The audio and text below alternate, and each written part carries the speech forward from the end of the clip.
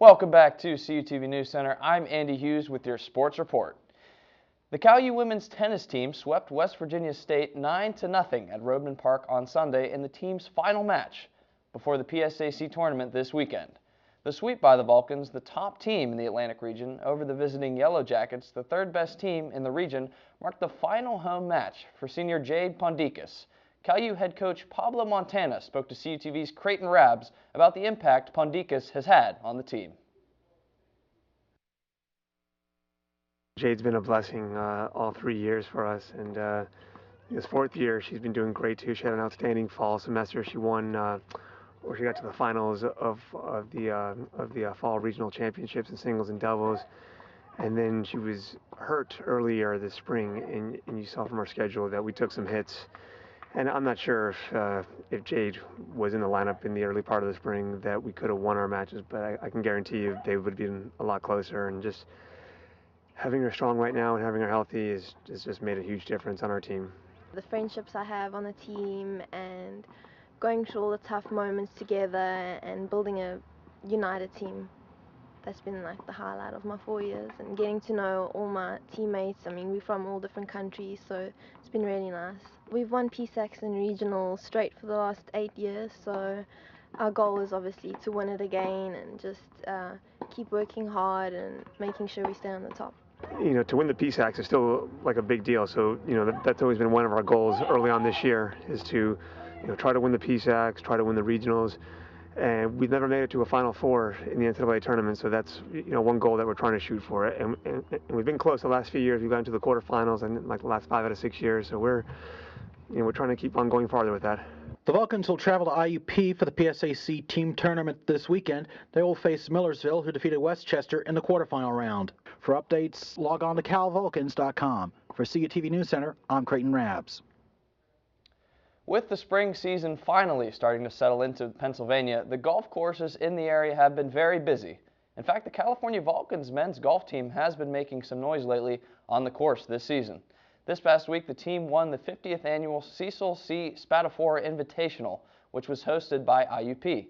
The squad rallied in the second round of the Invitational after being ranked 4th after the first round. California won the tournament over 14 other teams with a 19-over score of 587.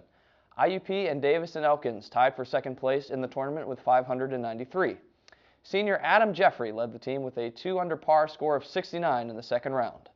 The Vulcans will now travel to Nemacolin Woodlands Resort on April 21st and 22nd to compete for another first-place finish.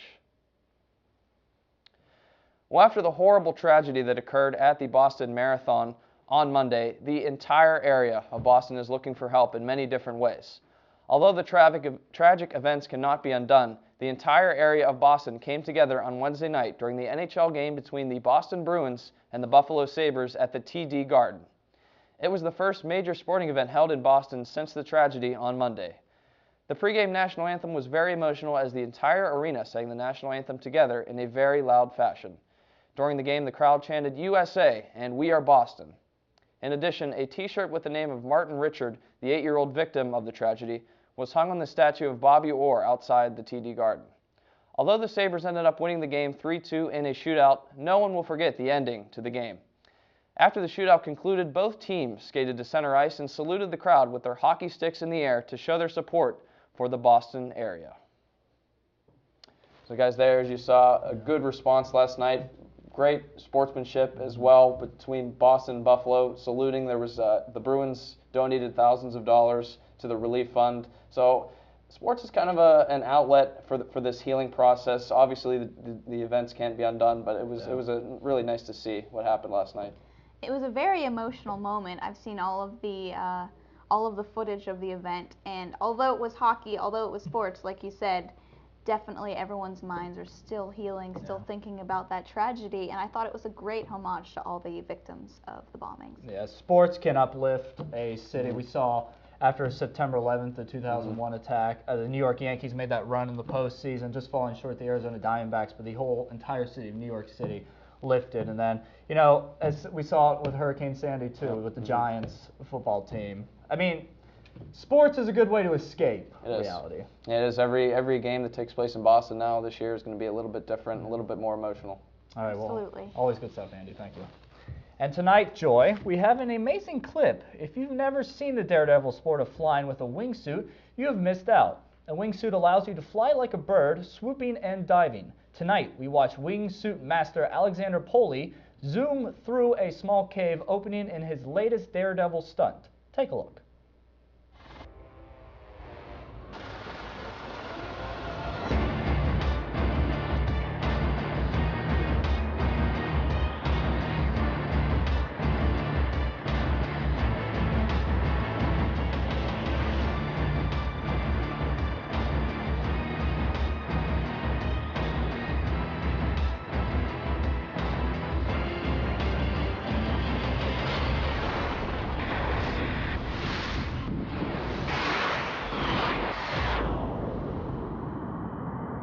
That was incredible. Yeah. Wow, I probably, I don't even know if I'd be able to handle doing that. That's amazing. Yeah, I was just about to ask you, would you try that at once? I know I would never do that.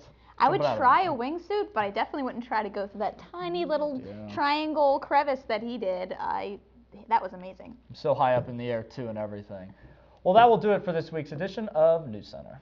Be sure to check out our live video feed at cutv.calu.edu/live. Thanks for watching, and have a great week.